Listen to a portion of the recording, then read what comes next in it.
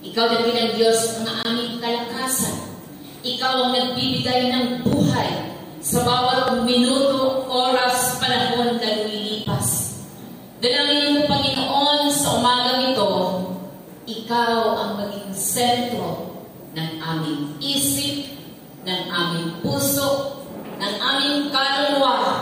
Maging center ka sapagkat ikaw ang sentro ng aming buhay.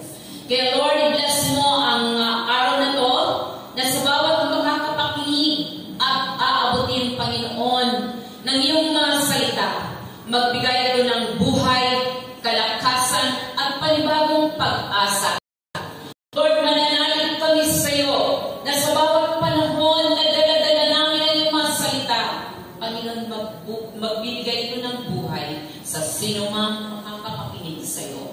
Salamat ng Panginoon, luwalhatiin ka, maitaas ang iyong dakilang pangalan sa aming pagtitipon na to at ang lahat ng glory at honor nais namin ibalik sa taas-taasang pangalan ni Kristo Jesus na aming Diyos at aming manubos.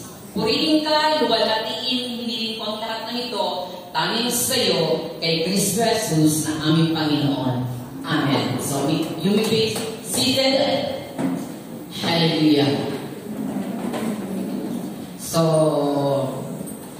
ang buwan na to ay buwan na punong-puno po tayo ng excitement sapagkat lalo na sa mga nanay, sapagkat anong inaasahan po natin ngayon? Yan, Mother's Day. So, kapag Mother's Day, umaasa ang mga nanay na maalaala ng mga anak kung gaano ka-importante ang buhay na kayo. But anyway, I'm not talking about Mother's Day, kundi dadalhin ko sa inyo ngayon ang isa sa pinakamayaman na buhay at salita ng ating Panginoon. It's about, my topic today is about, wait lang daw po. Sige, wait lang tayo. Kayo po ba'y okay? Siyempre ako din po ay okay. Kaya dapat lagi po tayo okay. Ngayon, I'm warning everyone na narito sa loob ng church. Focus with the Word of God. Huwag po kayong magpa-restore kanina naman. Alam niyo ba, medyo matapang talaga ako pag ako'y nagsasalita. Dahil ang salita, pinag-aaralan po ito ng lahat ng tumatayo. Di ba, Pastor Jerry? Minsan buwan, taon, buwan, linggo.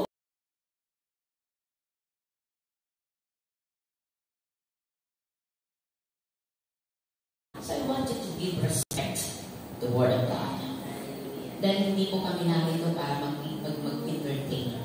Narito po kami para dalhin ang salita ng Diyos na magbibigay po sa atin. So huwag po kayo makipag-usap sa inyong katabi.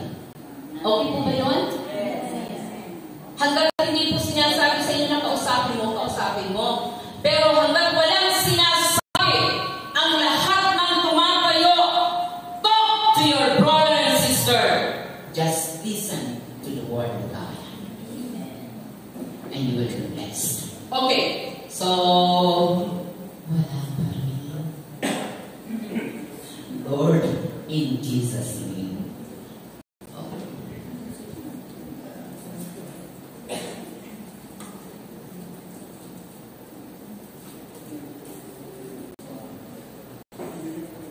Okay. Sige, kumustahin niyo muna yung katabi niyo. Pag nakataon niyo ito, na makumusta niyo.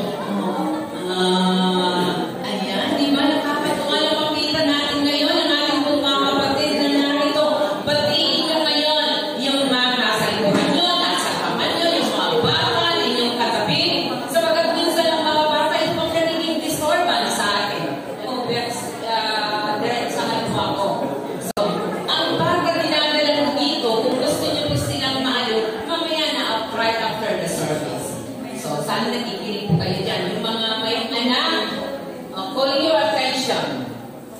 Sino bang mga may anak dito na maliliit? Si Jana, si Esther, si si Jemery. So, hayaan nyo ang anak nyo, kandungin nyo.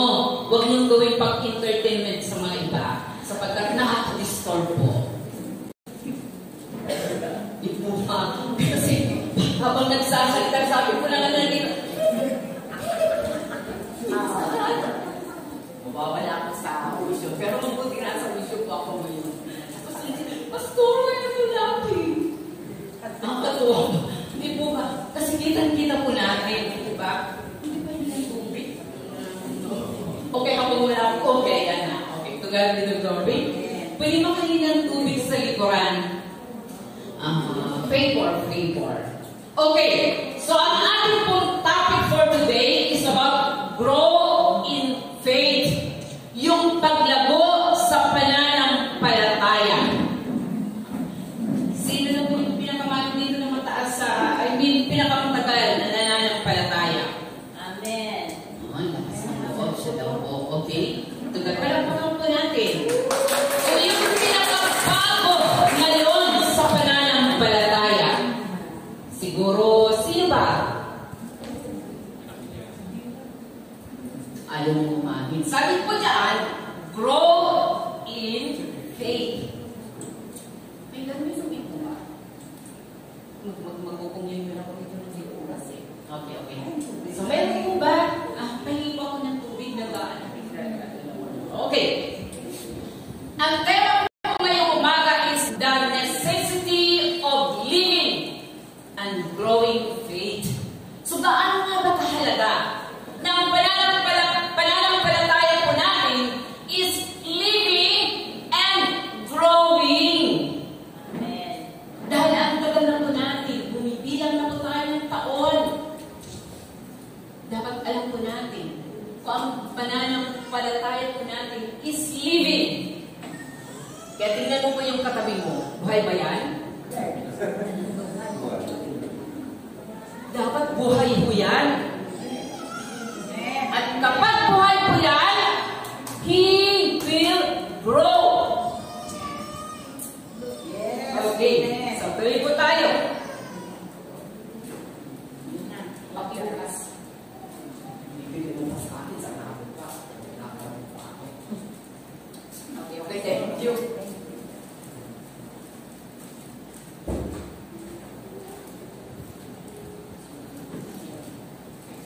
Okay.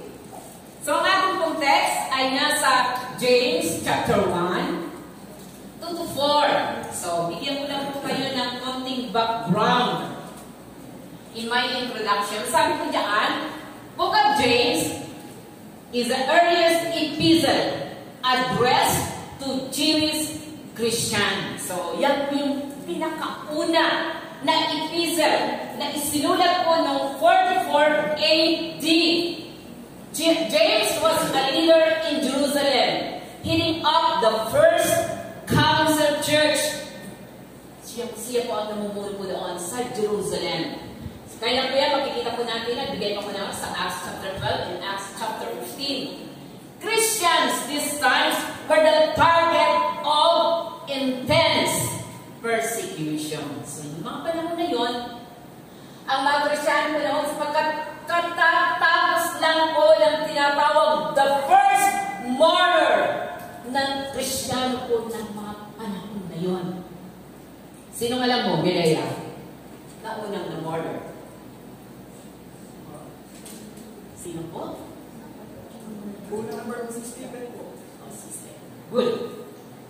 Siya po yung kauna-unahan na Kristiyano na na-murder po ng time na yun sa panahon na napakataas ng persecution.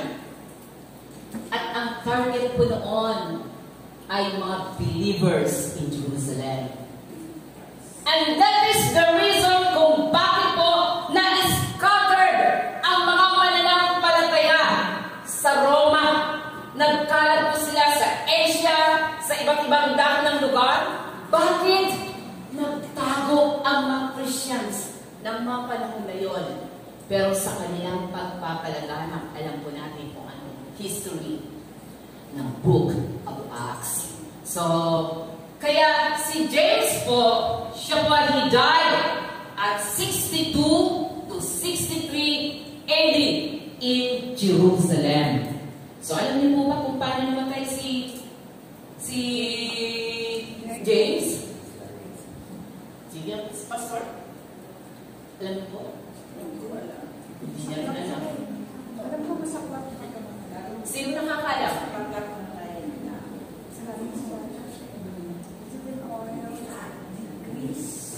Okay, may idea kayo? Kumukulong mantika, Pastora. Kumukulong mantika? Subukan ka kaya!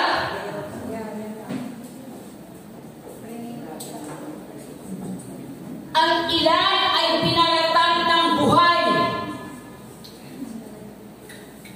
Alam niyo, the reason why this epistle was written to encourage all the believer na na-scattered po sa iba't ibang daang lugar.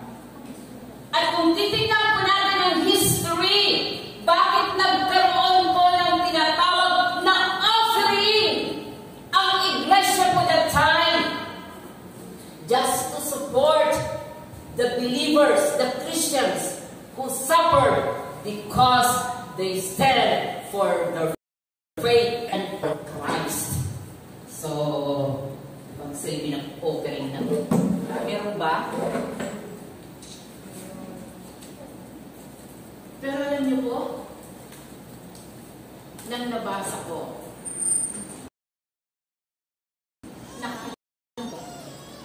established na church, kulang po ang kanilang mga naibahagi sa pagpapatuloy sa buhay ng Panginoon.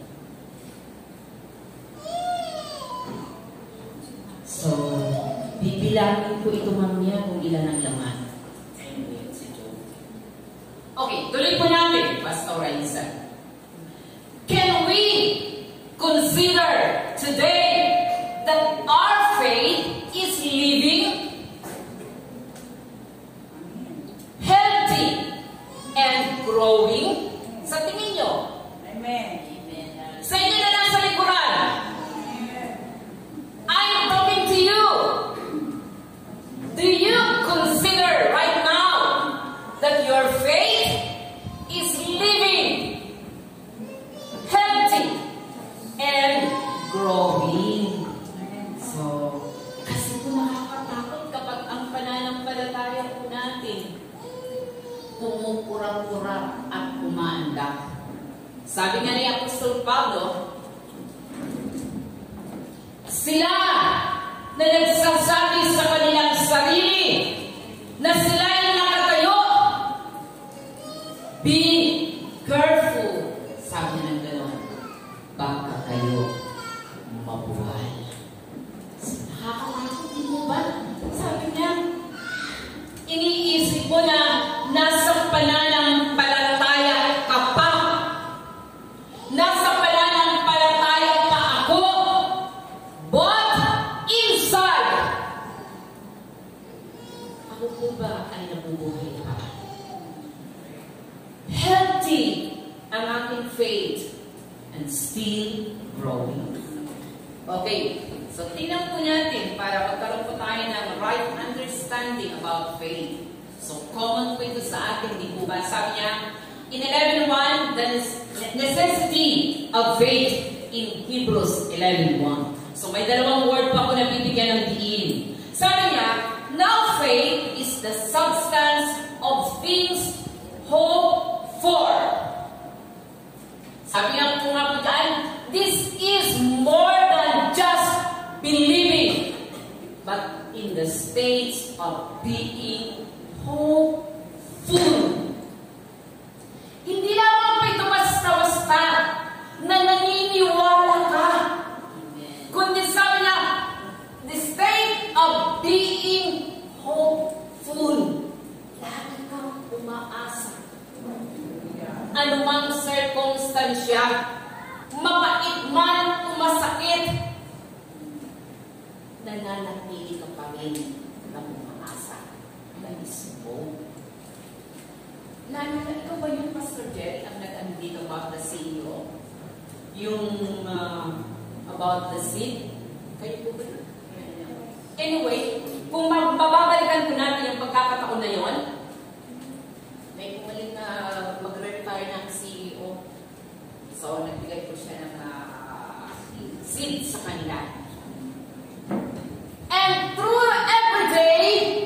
Lumilang ang buwan, tinatanong mo sila. At ang tanong sa kanila, kumusta na ang inyong mga pananim? Ang ganda ng sagot, ang lahat. Umaan na, yumayabong na, mayroon ng 2, mayroon 3, mayroon 4. Nakatingin lang ang CEO. What's new? Seeing. Ano nga ba ang totoong nilalaman ng faith naman? So, yung isa, everyday, masyadong discouraged. Why? Hindi man lang ito nagbubunga, hindi man lang nagkakaroon ng dahon. Pero, alam po natin ano nangyari mo doon. Na yung isang yun, sa kanyang pananatili, hopeful, everyday, walang sagot, walang nakikita na maganda. But at the end of the story ng kanyang pag-asa, siya po ang nagtagumpay. Bakit? Lahat pala ng kanilang mga sila'y pinatay, pinaguluan. Pero nakita ng isa ang kanyang honesty. Ang tanging dinawawala sa kanya ay ang kanyang pag-asa na ito'y lalago pagdating ng panahon. So that is hope. Alam ang circumstances, mananatili na hindi maapektuhan sa kanyang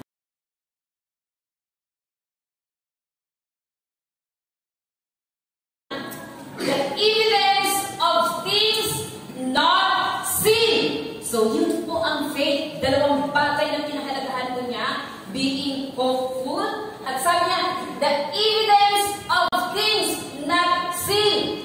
Faith does not base on our feelings. Sabi niya ba, nararamdaman ko biglas ako today. Nararamdaman ko paggagawin ako ng Panginoon. Nararamdaman ko ito ang gagawin ng Diyos sa akin. It's not about your feeling. Sabi niya gano'n, the evidence of things not seen. Hindi mo pa nakikita, hindi mo man nararamdaman. Sabi niya ng gano'n, sa mga bagay-bagay na hindi pa nakikita. That is faith. So, ganun pa naman ang pananampalataya. Based on what? Being hopeful and the evidence of things not seen. Okay. Meron pong dalawa na tinatawag solid na foundation. The evidence of things not seen. Faith does not based on our feelings, but based on two solid na foundation. Check po natin ito. Okay. The first one is God. Saan po ba nakabase ang pananampalataya ng isang tao or ng isang Kristiyano? It is based on God. Pastor Ryan, nakita mo na ba ang Diyos? Hindi ba? Ikaw, Pastor Jerry, sigurado hindi pa din. Hindi na pag-usapan natin. Sa tingin mo, Ate Emma, nakita mo na ba ang Diyos? Sige, umupo, okay lang. Okay, boy. Nakita niya ang His Word. Okay. Sabi mo dyan, ang base ng pananampalataya po natin sa isang solid na God, hindi mo man nakikita, hindi mo man feeling mo sa pakiramdam mo na andyan lang siya. Pero, there is God. Ang Diyos po in Micah chapter 5, yung mga verses na yan, alam niyo po na po yan. Alam niyo po ba kung gaano ka-importante na umasa ka sa Diyos na kahit hindi mo nakikita, you never seen God, kahit tulad ng mga apostles before. Sabi, ang Diyos ay nagsalita in ancient time, in their former days, sa pamamagitan ng mga prophet. Di po ba? Sa pamamagitan ng mga propeta, ang Diyos nagsalita sa kanilang kapanahonan. Ang tanong, sumibol po ba ang pananampalataya? Walang difference in their time and in our time.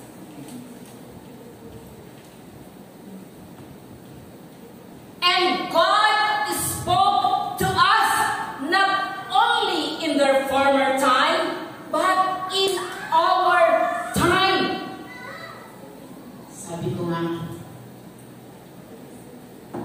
nabubo ba ang pananampalataya? Sige, tuloy po natin para makita po natin yan. Dahil i-explain ko po yan.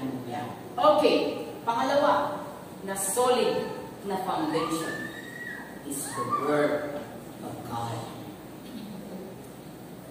Nababasa po natin, this is the Word of God. In John chapter 1, 1-3, sabi po dyan, in the beginning was the Word, and the Word was with God, and the Word was God. Ang tanong, in our time, naniniwala po ba ang tao sa ating kapanahonan ngayon? Verse 3, through Him all things were made, and without Him nothing was made that was made. Kung dahil sa Kanya. Saan mo nalaman po yun? Ano ang naging basis that there is God and His Word is truth? Hindi mo naman nakita ng Diyos. Pini-question ang authority ng Word of God hanggang ngayon. Kaya maraming mga Christians masyadong lakas sa sarili. Bakit? Dahil masyadong naniniwala dyan. Hindi totoo mayroong hell. Hindi totoo na mayroong judgment. Hindi totoo na mangyayari ang lahat ng ito. So ang tanong ko ngayon, kung ang faith ay ang pag-ugatan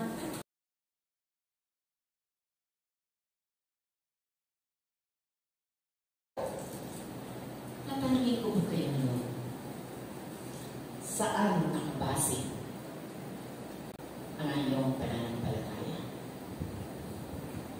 If not in God and in His Word, saan mo pwedeng ipagkatiwala ang buhay mo, ang bukas mo, kinabukasan mo, lahat ng bagay na iyong nakikita today, kanino mo ito pwedeng ipagkatiwala?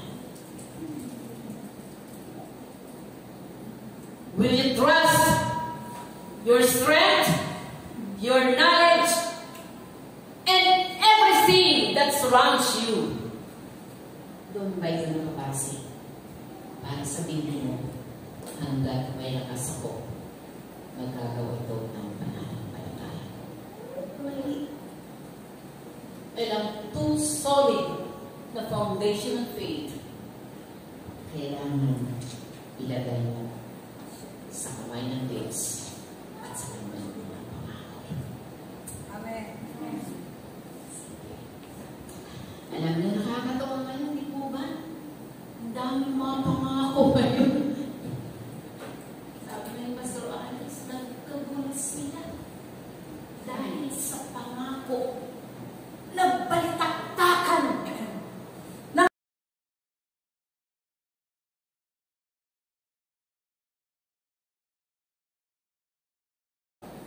they placed their trust sa lahat ng bagay at sisira o walang sunog na foundation. So, are we growing?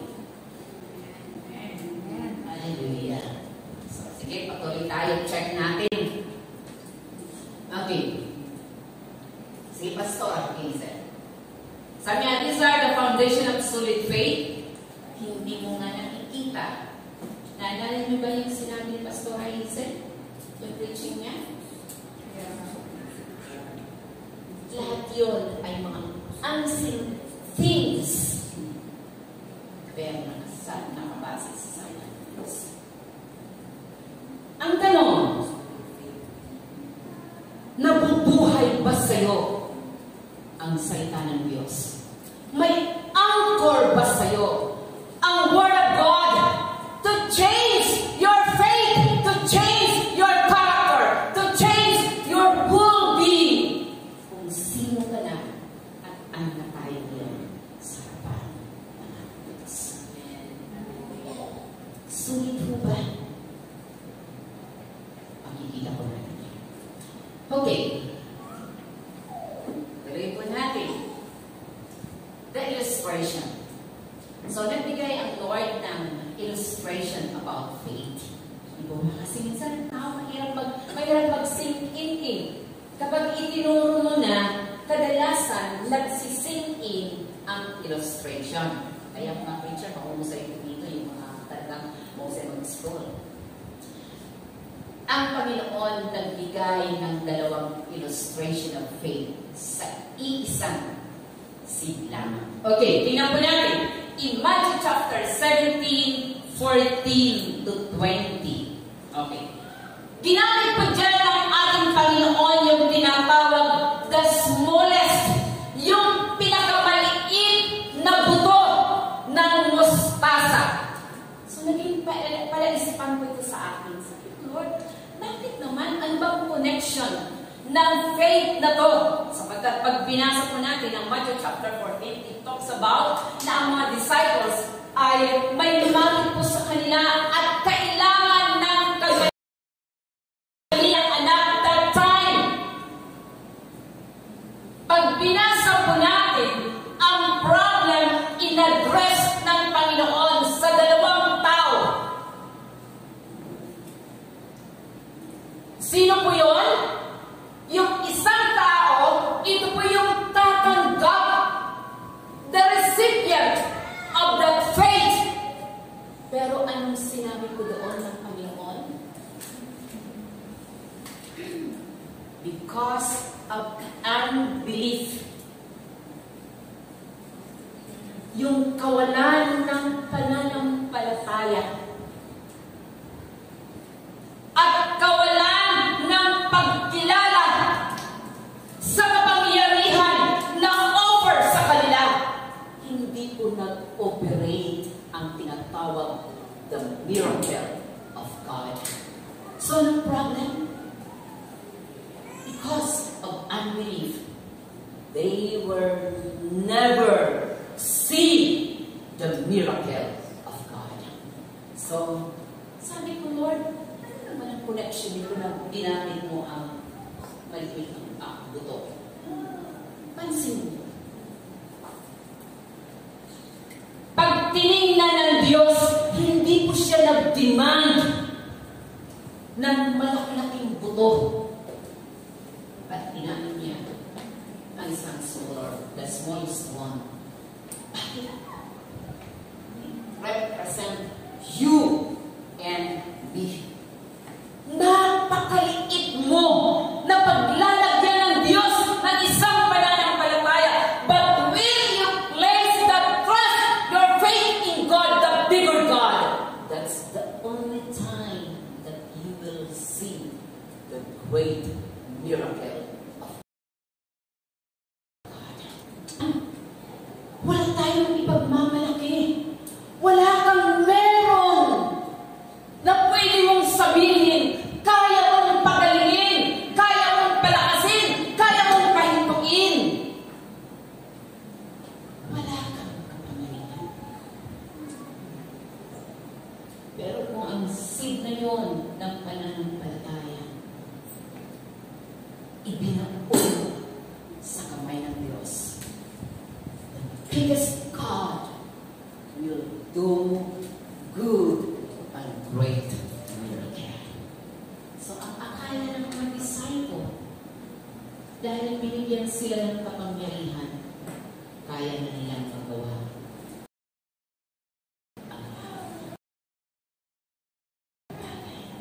Church, saan po nakabase ang ating faith?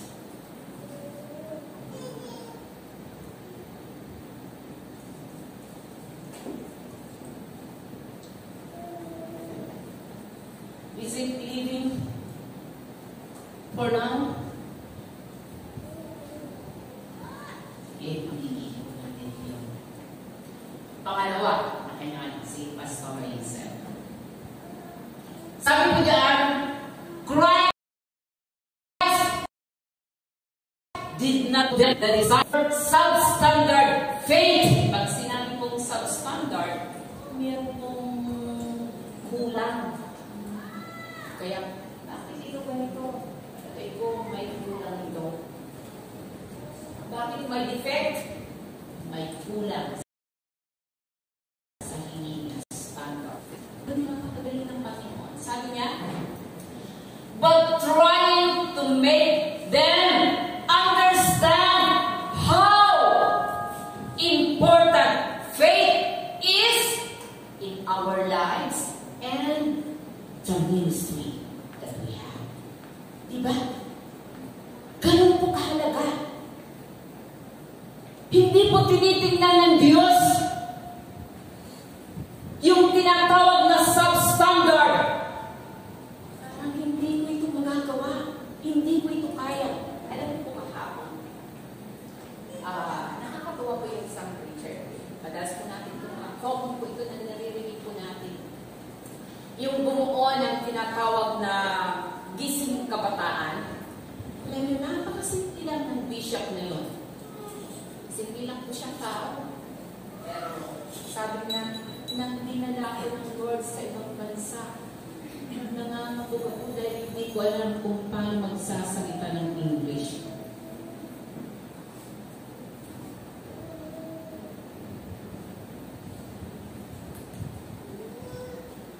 But God uses that man despite ng tinatawag substandard ng kanyang kabungan, ng kanyang kaalaman, pero tanging meron siya, ang Diyos ang nagdala sa kanyang saluhan niya. Diba? Yan minsan ang mga hindrances ng mga Christians today. Ayaw gumawa sa Panginoon, ayaw magpagamit sa Panginoon. Bakit? Nakikita lagi yung tinatawag na substandard.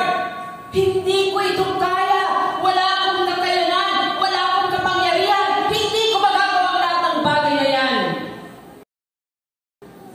So, nakita ko yan. Kung ikaw ay meron faith, meron kang big God, sustain para magagawa ang lahat ng bagay na yan.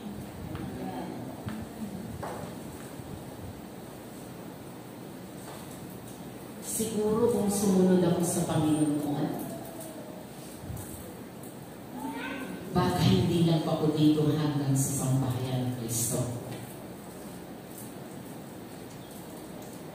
Sana nakarating na ako noon.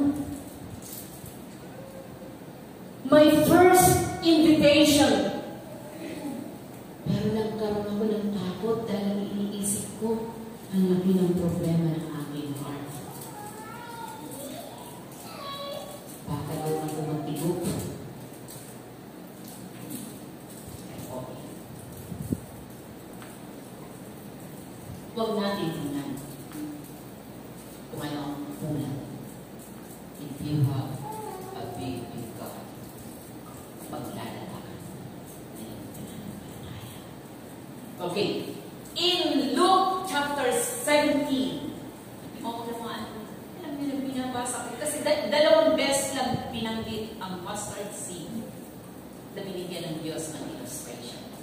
Basahin mo ko yan sa loob ng inyong tahanan. Sa inyong mga personal na meaning. Nang binasa ko po ito, in 1 and 2, ito po ay tumutukoy sa nalalapit na condemnation ng ating pong Panginoon. Yung revelation ng lahat ng mga opposer of God.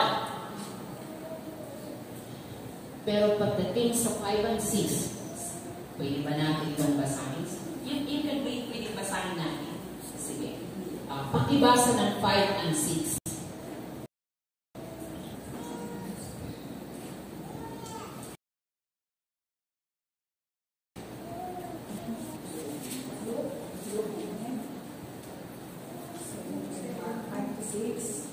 Yes.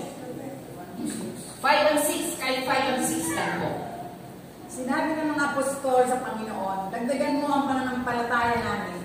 Sinabi ng Panginoon, kung mayroon kayong pananampalataya na kasing laki ng isang gini ng mustasa, masasabi ninyo sa puno na si kumori ito, mabunot ka at matanim ka sa dagat, susundin kayo dito. Tingnan niyo po ha, gusto kong pakinggan niyo at mabasa niyo ng mabuti. Dahil nagtanong ako sa Panginoon, ano ang koneksyon ng faith na to? Pinag-uusapan ng ating po Panginoon at ng mga disciples about sa katuruan tungkol sa pagpapatawad. Di po ba? It's about forgiveness. Pero ang sabi nila, kapag sabi ng Panginoon, kapag bumalik,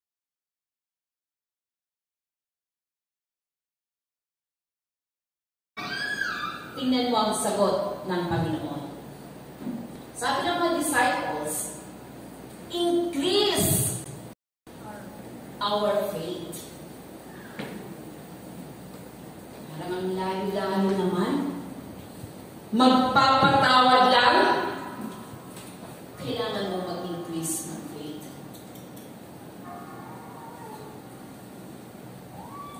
Ang Diyos ba ay humihingi para i-increase mo ang faith?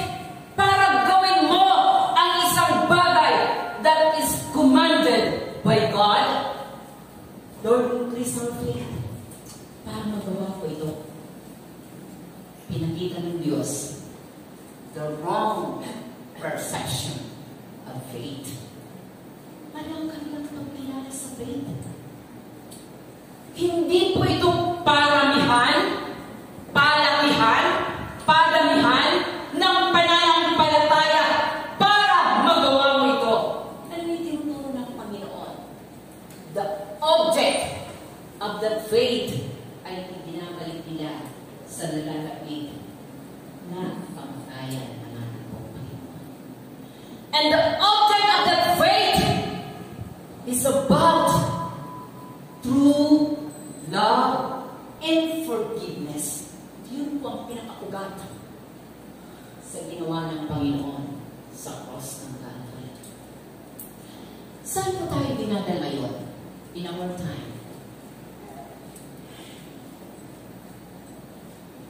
Kapag nakikita po natin kung ano ang ipinapakita ng cross in our time.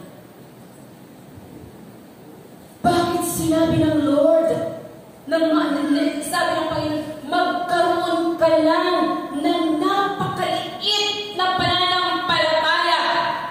You can remove these trees mula sa ugat na kanyang kinilalagyan at dalhin ito sa isang karapatan. Saan po ang pinakamalalim na ugat na hindi kaya ng bumuti ng ating Panginoon?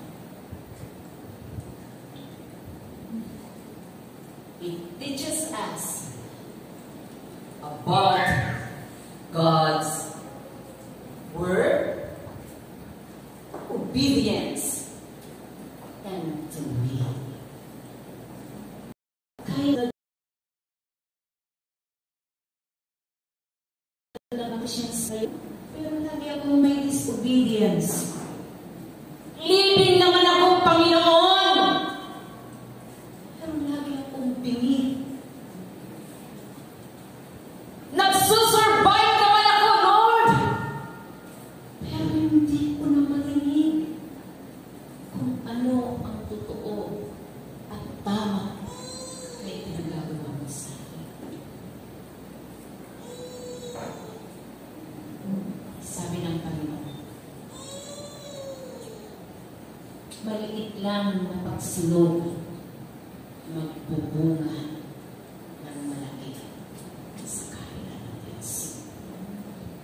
Maliit na pagsunod sa command ng magulang, napakalaking yaman sa puso ng isang magulang.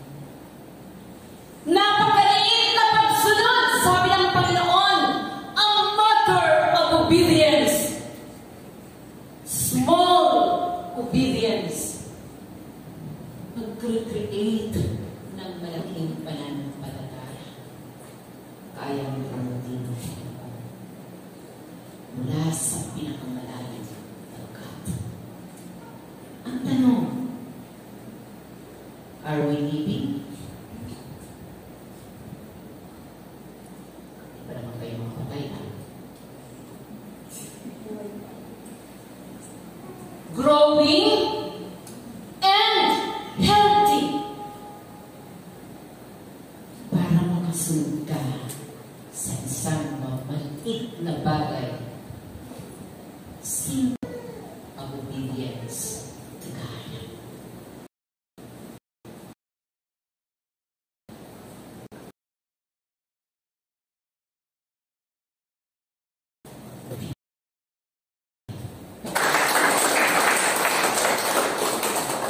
Gusto natin, Lord, mga hindi mo na magawa. Increase my faith. Pero sa maliit na bagay, hindi natin kaya magawin. Humingi pa tayo ng increase. Kapag malaki na yan, hindi mo na magawa. Maliit pa lang na sweldo. Palagihin pa kaya ng Diyos magawa ko. Hello. Sabi ng Lord, hindi ba lang Panginoon? Maliit lang. Tingnan mo mga anak natin ngayon. Maliit lang. Ano ba naman yan? Para makakapasok ka agad, di mo pa ka nakapapos ang sasabihin mo, meron na siyang sagot sa'yo. Siblings sa family na nagre-reflect ang ating faith sa Kanya.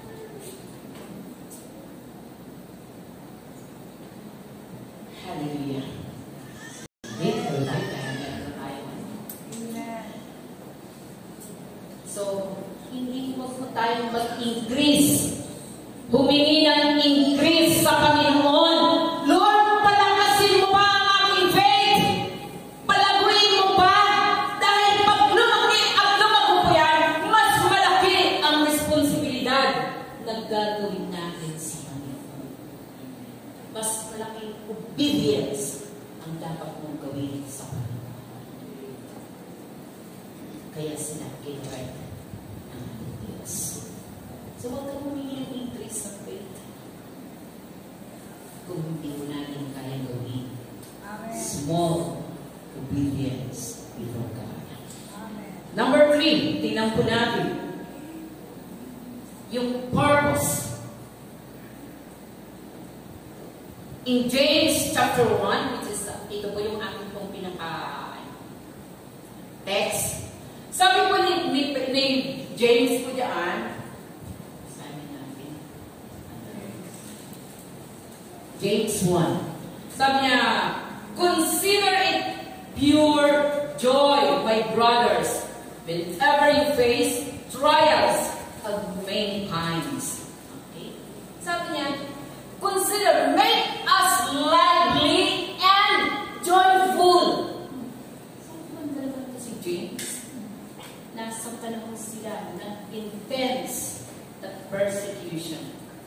Pero ang kanyang letter sa kanila, yung sulat sa kanila, be happy and lively. Tingnan niyo mo mga mukha niyo ngayon.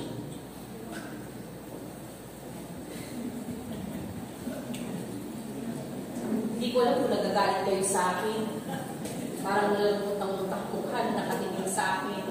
Kasi talaga sa very specific. I love you, Pastor Faye.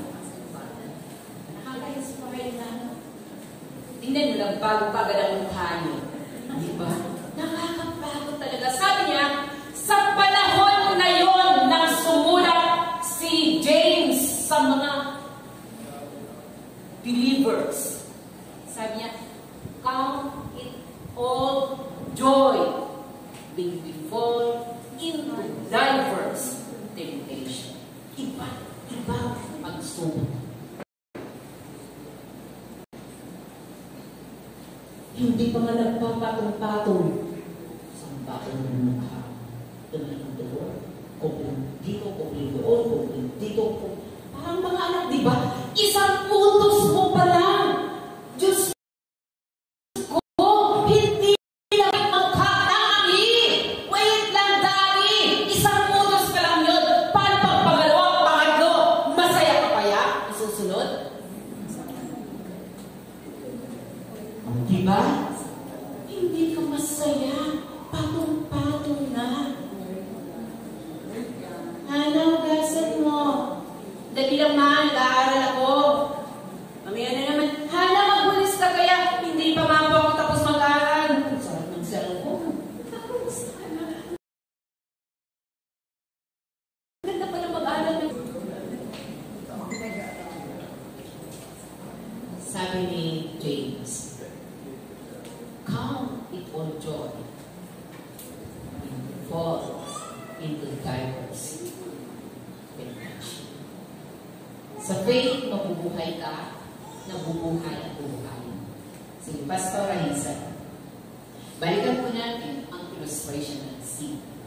Sabi niya, ang purpose ng seed ay maging functioning and operative. Kasi dapat mag-function. Sabi mo at sabi ko,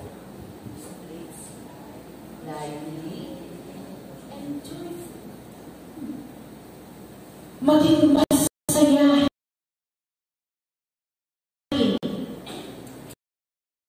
Yan, kapag bumili ka at ito'y detektado, hindi mo maasahan na kumikilos yan at gumagawa ayon sa kanyang purpose.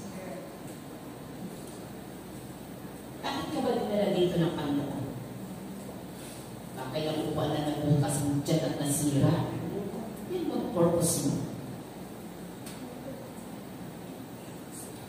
Ang purpose ng Panginoon, maging functioning ka. Kaya inlalagay sa iyo ang maliit na pananampalataya. Dahil ang gagawa para sa iyo, ang Diyos na malaking malaki. Amen. Kaya gawin ang lahat. Yes. Amen. Amen. Wala nang magawa ang Christian. Hindi na functioning, hindi na operative, hindi na kumikilos, hindi na napapatunayan that your faith is living. Hallelujah. Amen.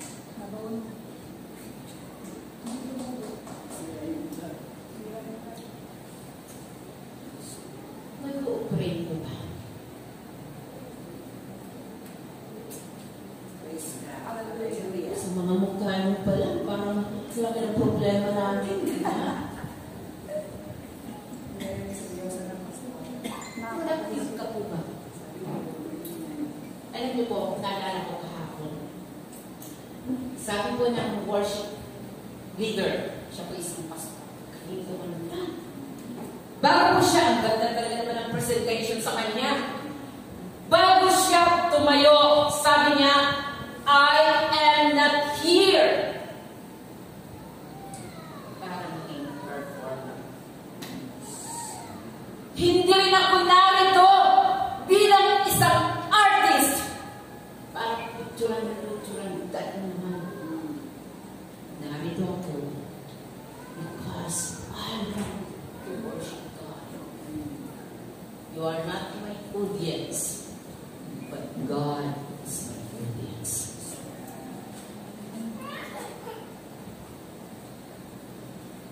Kung binirahan ng pastor pastor yung sabi niya, ilan po yung mga musician, sabi niya, mga musician ngayon, alam niyo ang talent na meron kayo.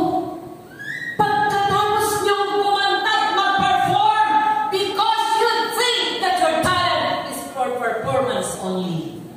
Lalabas na kayo. Wala nang talagang salita ng Diyos. Tapos na ba? Naandun sa tindahan, sabi niya, hindi ho ito bar. Na kapag nagutom ka, pagkatapos mo mag-perform, pupunta ka na doon at magre-relax.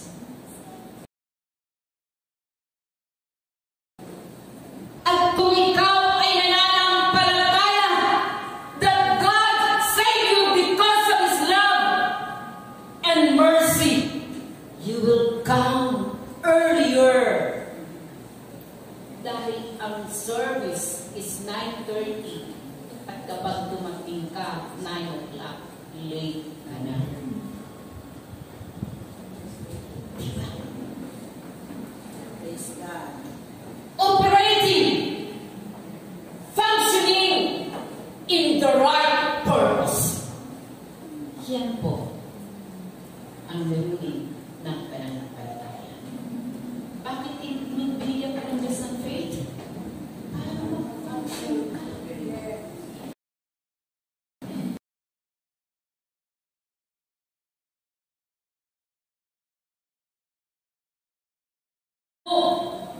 Kung hindi po mailalagay sa tamang pagkakaya ng kanyang purpose. Amen.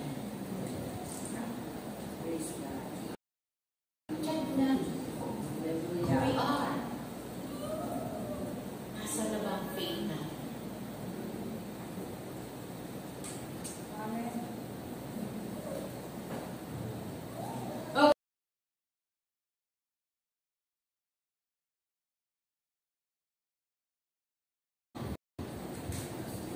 Wala siyang ibang pinagdamitan ng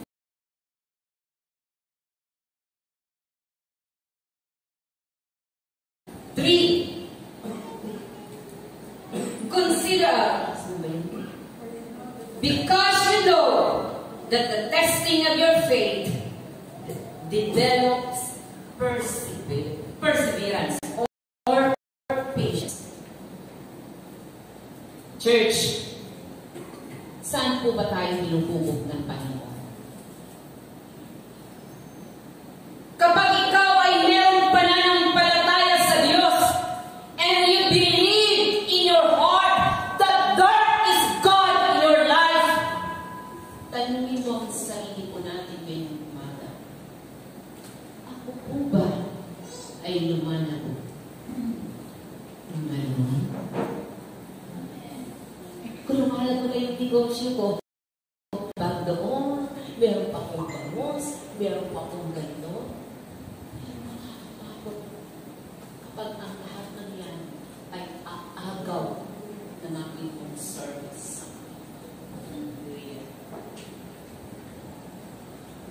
Sabi niya, trials is an opportunity for us to grow in God and in His Word. At ito sila. Ni James, the time, masyadong malakas ang persecution. Dapat siguro ang sambahan kasi pag-pray natin dahil tayo sa ano pinakamalakas na may persecution? Sa Arna. Walang persecution sa India. Sa Canada kaya, Pastor? Parang wala din mo. Ang sarap ng living doon. Sa South Korea. Thank you, Pastor. North Korea. Alam niyo po ba, nasusubok tayo ngayon kung ang faith mo is still living and growing.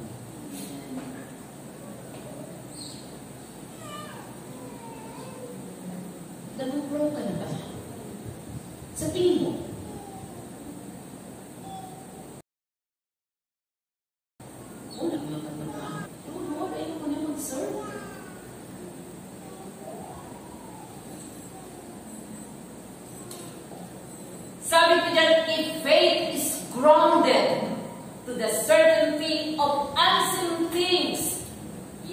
keep moving, growing forward.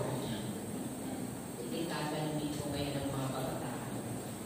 Hindi maaga pa. Buti na lang, walang rilo dito. Kabataan, look at me. Ang kayo mabuti tanungin ka, Hana. Sige, ikaw, Hana. Sa Hana, si Hana Moratan. Hana, tatlo pala kayong Hana. Anong unseen things na meron kayo in your heart na magiging reason para ka magpatuloy ng kalawasan? Okay? Anong meron? Alam nyo?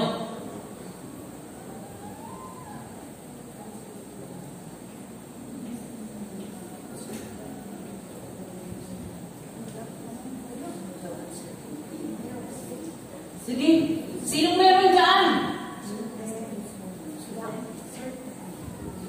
Anong meron na alam nyo na unseen things na pangako sa'yo?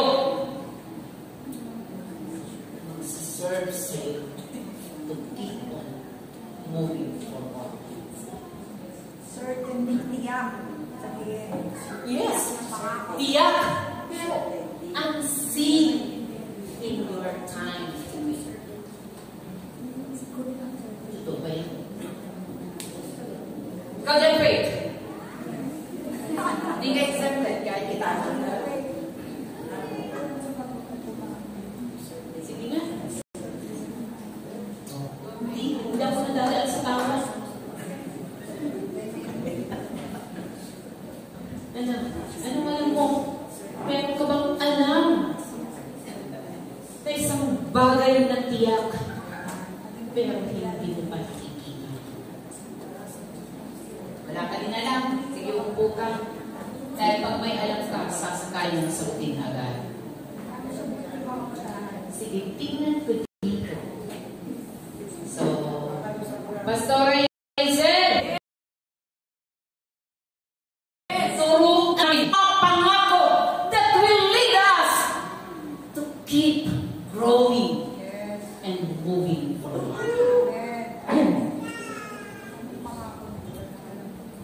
Hello, Tommy. Hello. Sige, bigyan mo. Okay lang yan. Mapatawag ko yan. Mapasto lang nga ito eh.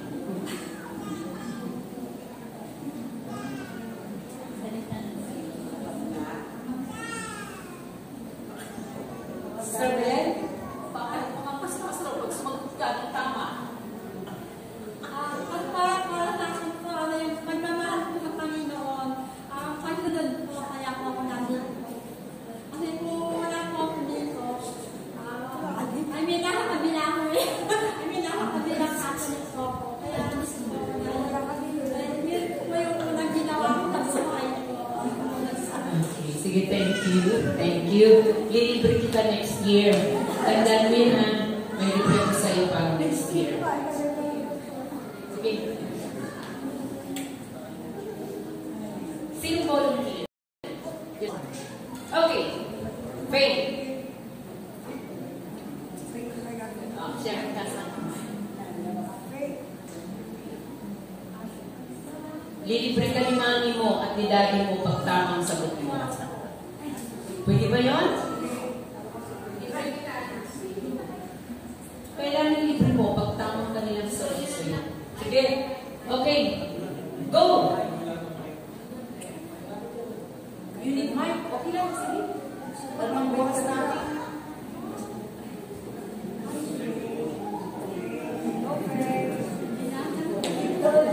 So, testimony ko din po ngayon kasi ilang weeks na po akong sobra nag-struggle kasi syempre kumuha ako ng work. So, sabi ko, Lord,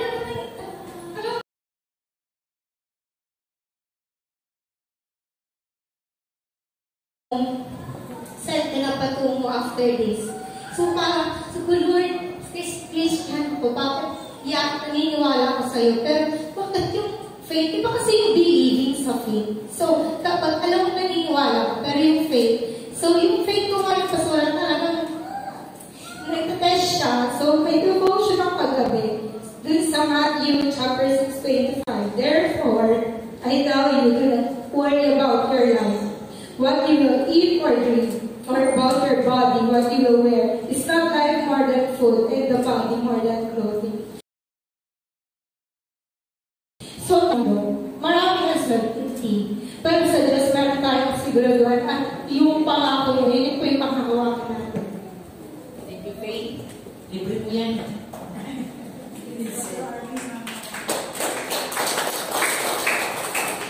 Unseen ang tomorrow. Because you did not know the future you bring. But because of the solid ground of faith in God and in His Word, we will keep moving forward. Hallelujah! Sabi mo dyan, masaktan man tayo, maghirap man, you will remain unstoppable for God. Hallelujah! Hindi ko na po iaano sa inyo ang akasya dahil alam na alam niyo po yun. One time, na nagkaroon ko ng bagyo, kaya tubagat ang aming pumasagin. Tuwang-tuwa naman ako. Pero iniisip ko lang, wala nang magbubunga. Dahil lahat sila. Di ba, Pastor? Lahat sila naputol. But because of the hope of seed, dahan-dahan, sumibol ang nagputol na sa akin. Why? Habang nananampalataya ka, nasusugatan, nagdaramdam, umiiyak, walang buhay halos. Sabi ng 1 Corinthians 15:58, our labor is not in vain in God. Amen. Number 3, the last. Now, purpose. Sabi ko dyan in verse 4,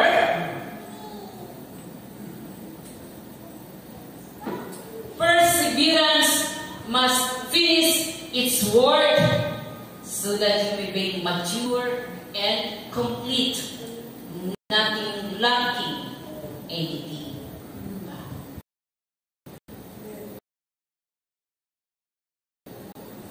Natinag-grow sa Panginoon, living, maturing, and growing. Sabi ko na ang purpose nito is to be mature and complete. The word perfect is complete. And entire, wanting nothing. Sabi po dyan, God wants us to be mature and complete. Nasaan yung completeness? Tanungin ko po kayo. Nasaan yung satisfaction? Nasaan po ba yung ating kagalakan? Kanino ka nakasandan? Kanino ka nakaapak? Para masabi mo ngayon, you are still lucky. Kanino ka?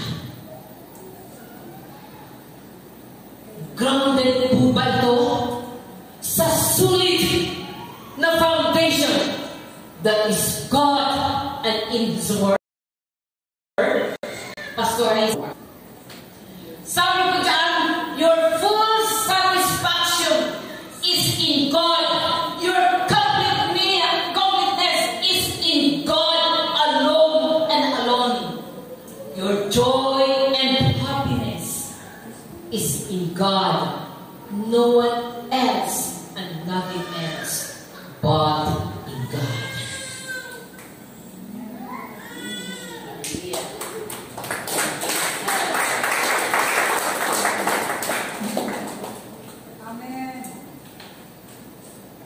masusubok ka ngayon.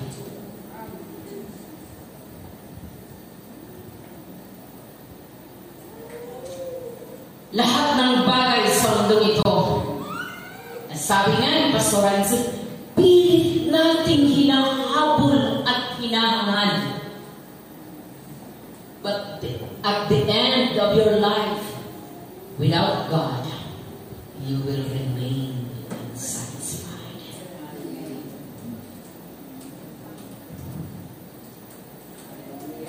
Sabi sa verse na yan, you will lack nothing kapag ang ating pong faith is grounded sa Diyos at sa kanyang mga pangako.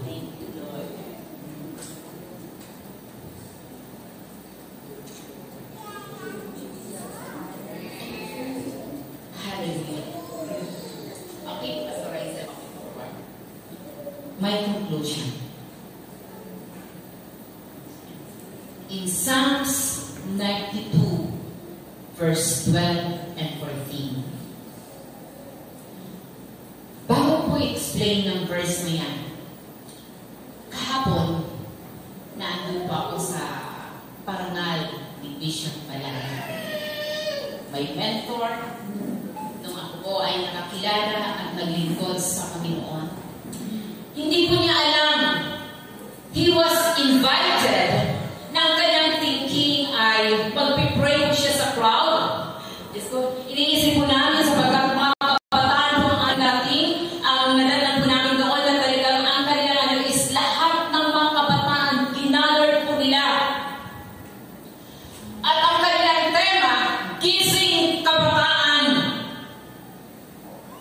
unstoppable fire. So, ang feeling ni Pastor Balana, he was invited para ipag-pray po ang mga ayaw na saan pupunta dahil hindi naman maraming mag-pray. Pero, kinausap, sabi niya, pumunta kayo, may ilang mga missionaries na naandun. Kami naman, ako na, casual fest lang ako dahil alam namin na siya po yung paparamdam. Alam niyo po, kami mga missionaries na naandun, durog ang puso po namin. Nang tinanong po siya, ano po yung prayer? Yan silang mag-asawa. Bigyan sila ng parang ano po yung prayer? Alam niyo po paano kanyang sinabi? Sabi niya, ang hinihingi ko sa Panginoon today, sa edad na 83 running to 84, sana bigyan pa ako ng lakas. Lakas kahit tulad ng 20 years old. Why? If I go back to the years of service, ang dami kong mga unfinished na task na di ko nagawa sa Panginoon. Gusto kong mabuhay para balikan ang mga panahon na hindi ko nagawa ng aking kabataan. Kung isipin mo, that is the word of regret ng kanyang kabataan na hindi na nagawa yung dapat niyang gawin at years para sa Panginoon. It's not about your dance. It's not about your voices. It's not about kung ano ang kaya mong gawin. Sabi niya, naramdaman ko ang dami ko pang bagay na hindi nagagawa sa Panginoon. May feels task. So, parang kami mga ano doon, di ba? Parang nakakahirap. 83, running to 84. Sabi naman, ay Pastor, meron pa pong iba. Meron pa po. So, binigyan ko siya ng cash. Dahil po ang kanilang program yun, nag-bless ng mga manggagawa. Alam niyo po, inawakan niyo yung pera. Tinitingnan namin reaction ng pastor. Sabi niya, noong panahon ng Christ to the Orient, ay nagsisimula. I was persecuted ng maraming mga pastors. Ang Christ to the Orient, nag-peak ng kanyang calling. Pero ang church na maganda. Pini-question ng maraming mga pastor, why, Pastor Balana, did you not care for the church? Sabi niya, I care. But I care what I'm praying for. Sabi ko niya, my prayer, Lord, bless the church. Give me nations for this offering.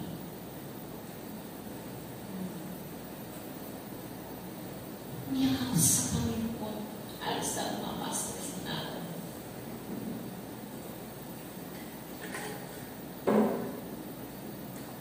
Sabi niya, alam ng history ng Christ the Orient. Nagdadagatakan. Pero ang kanyang pagbuod.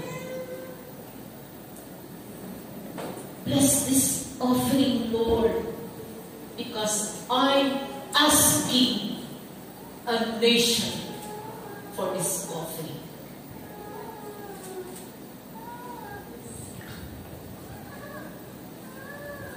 You are asking to be blessed by God? Para saan? Marami tayong makain na milk tea ngayon. Marami akong mga tea ng mga bansa. Is that the cause of your blessing? Why you want to be blessed? Sabi niya, Lord, ang hinihin kong blessing. Nagtatalunan, will question, will persecute. Pero hindi nila alam kung anong nilalaman ng kanyang panalangin ng pagpalain ng kanilang offering. Nations ang kapalit na marating ko ang magwarado para sa iyo. In Psalms 92, sabi niya, 12-14, the righteous will flourish. Palalaguin kahit tulad ng palm ang cedars. Alam niyo po yung sikreto ng 20 kahoy na to, na kahit saan siya itanim man po siya sa sandri, na mainit na lugar, mountainous, they will survive. Why? It's because God gave them the power to live for a purpose. Nasaan tayo ngayon? Narito. Oh, hero of heaven, you conquered the grave.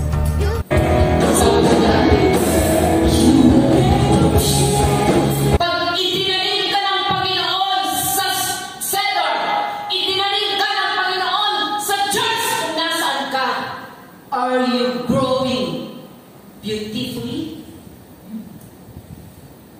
Despite of mountains and sunny places.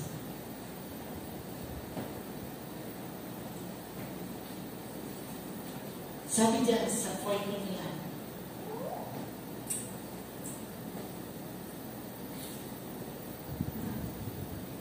sa kanilang pagtanda,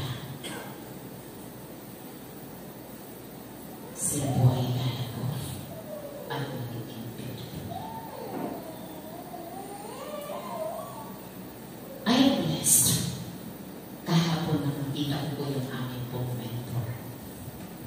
sa edad na 80, run to 84, 83, or now.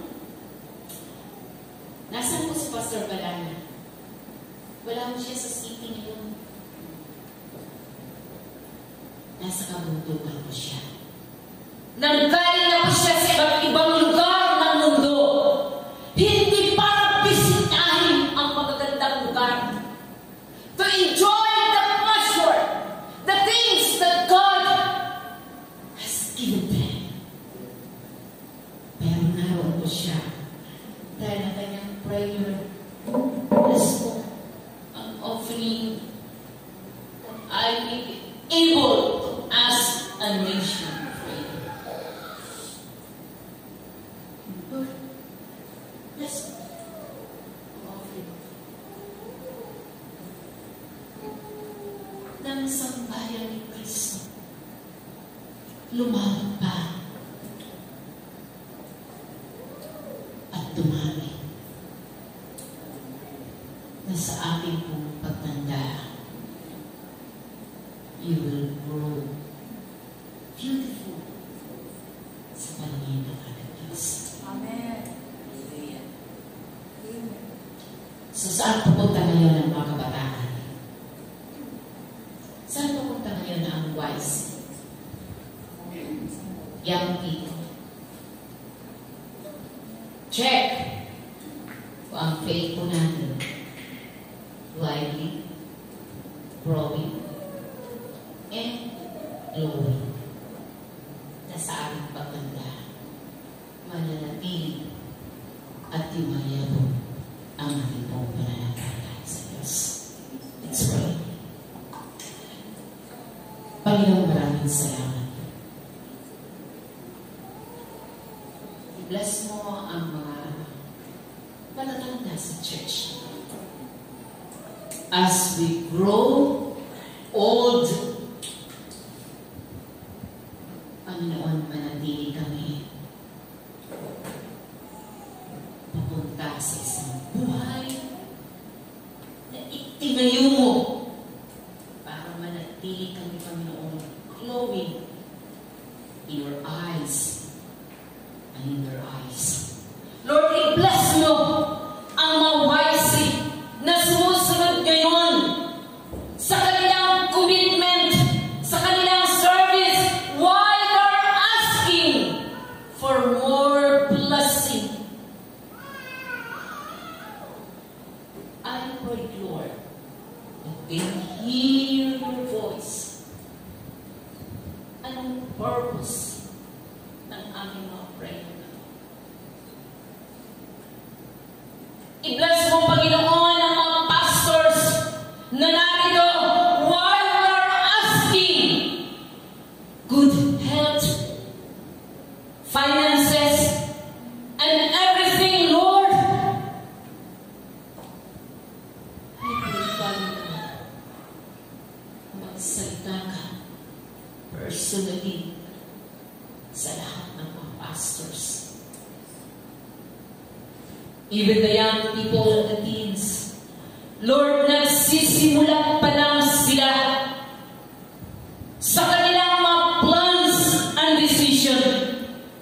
Sabi ng Panginoon, Lord, correct them kung nawawala na sila. Give us the courage to rebuke and correct para maitama kung saan patungo bawat takbang ng mga kabataan na hinupuog mo sa kapatunan. Dalangin ko, Panginoon, bless mo ang prayer. Kalintulad ng isang man of God na wala siyang ibang hiniling na pagpalain mo. Bless mo, Lord, ang commitment ng bawat nagbibigay sa seed of faith, sa aming tithes and offering, that you will bless us, Lord, for good reason and purpose. Magawa namin ito. Bless mo ang mga kabataan sa kanilang pag-aaral, that someday, ang lahat ng kanilang natutunan, part ng kanilang paglago at pagkapit na magkaroon sila ng sulit na faith in God and in your word.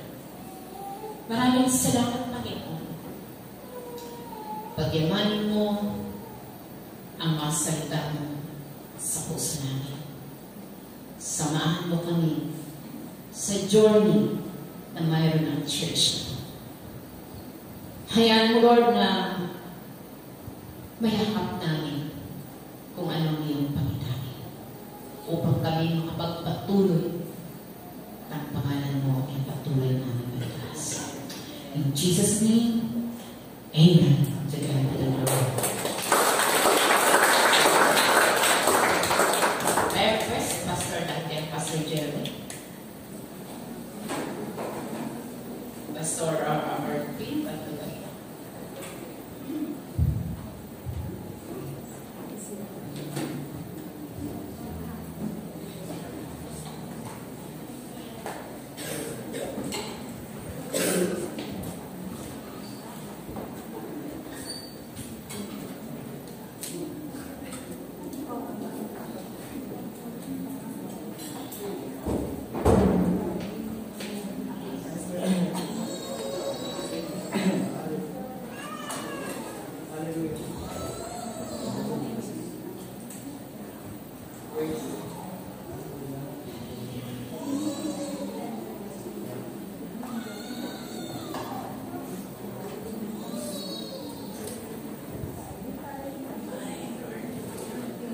Hallelujah.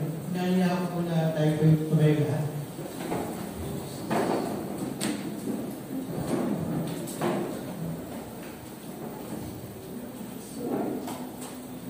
Hallelujah, Lord. Diyos, ang namin makapangyarihan sa lahat. Sa oras ng Panginoon, inaalala namin, Panginoon, ang iyong kamatayan sa krus ng Kalbaryo, Panginoon. Inaalala po namin ang iyong dakilang pag-ibig, Panginoon, sa bawat isa. Inaalala po namin ang iyong pagsunod, Panginoon, sa kalooban ng iyong Amang Panginoon. Sa oras ito, Panginoon, tulungan niyo po ang bawat isa, Panginoon, na masunod namin, Panginoon, ang iyong kalooban, Panginoon. Hallelujah. Sa oras ito, Panginoon, patawarin niyo kami, Panginoon, sa aming mga nagawang kasalanan. Linisin niyo, Panginoon, ang aming puso, Panginoon, ang aming isipan na may maging karapat-dapat po kami sa harapan, Panginoon. As we pray this prayer, Panginoon, hallelujah, I know that I am a sinner and I ask for your forgiveness. I believe you died for my sins and rose from the dead. I turn from my sins. Hallelujah. I invite you to come into my heart and life. I want to trust and follow you as my Lord and Savior. In Jesus' name, Amen. Hallelujah. Panginoon, dahil sa aming pananampalataya, narito kami, Panginoon, upang tumanggap, Panginoon, ng ginapay na simbolo ng iyong katawan na nagpupus. Krus ng Kalbaryo at ang alak, Panginoon, na nagsumisimbolo ng iyong dugo, Panginoon, na dumali para sa aming mga kasalanan. Lord, danayin ko, O Diyos, na ang bawat isa na tatanggap ng tinapay at ang sarap ito, Panginoon, ay magkaroon ng mabuting pananampalataya, Panginoon, sapagkat nalay mo yung tayong buhay para sa amin. Maraming salamat po sa pangalan ni Jesus. Amen.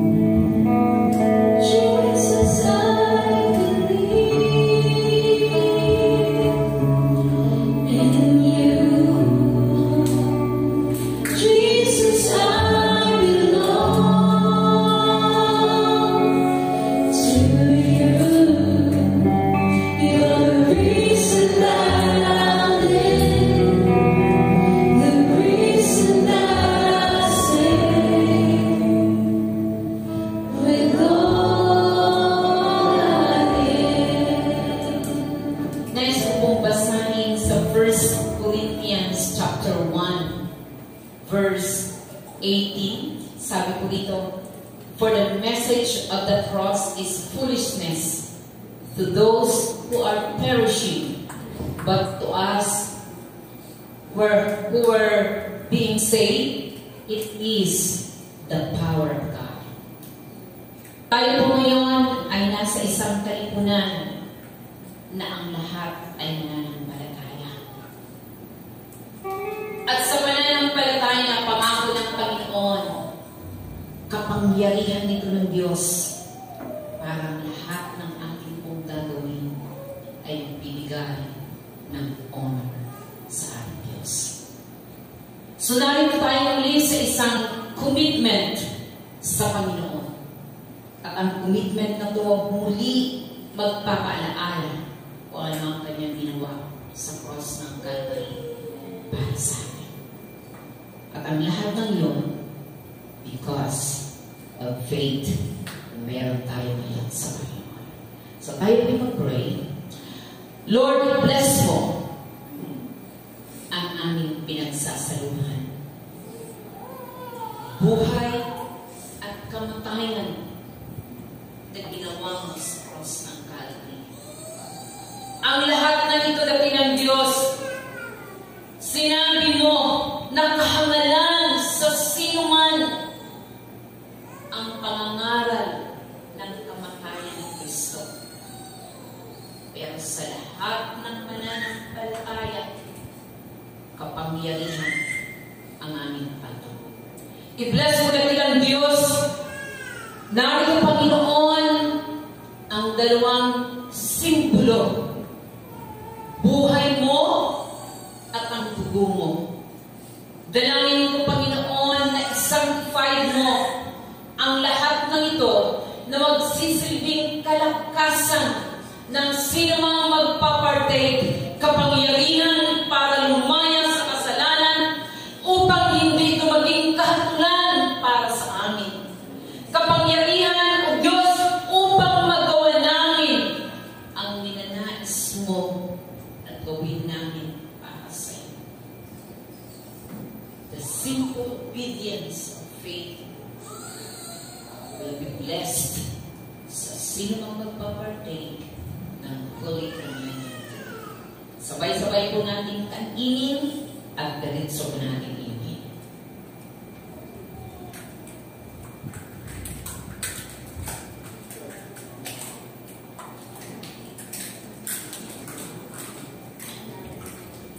Salamat sa isang eternal na covenant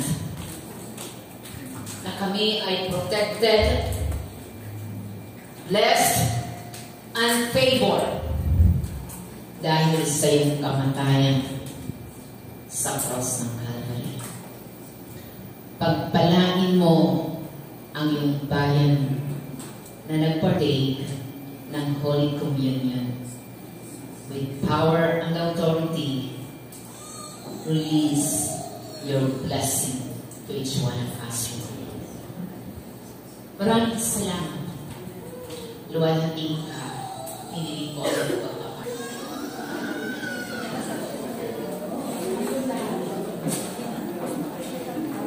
Tayo ko'y manalangin. Manang Diyos, tuloy na pagpapaklang sa pag-ooga sa mensahe niyong araw nito, Lord God. Tulad ng Panginoon na makabudihan, Panginoon. Ito ay ang tulas, Panginoon. Dalayan po, Ama, na wala aming narinig na mensahe niyo. Basta kami pa, hindi lang po aming napakinggan, kundi tumalima po sa aming puso at isipan, Lord God. Malinibay, Panginoon, sa lahat ng aming gagawin, Lord God. Uli, Panginoon, sa aming pansamantalang pag-uwahi, wala, Lord God. Gabayan niyo ang bawat isa, Panginoon, at ingatan, Lord God. At ang sabihin, Panginoon, ay hanggang po namin masarili, Panginoon, ang aming mensahe na narinig, Panginoon. Pagkos, Panginoon, ito'y aming maibahagi, Lord God, ayon sa inyong kalooban.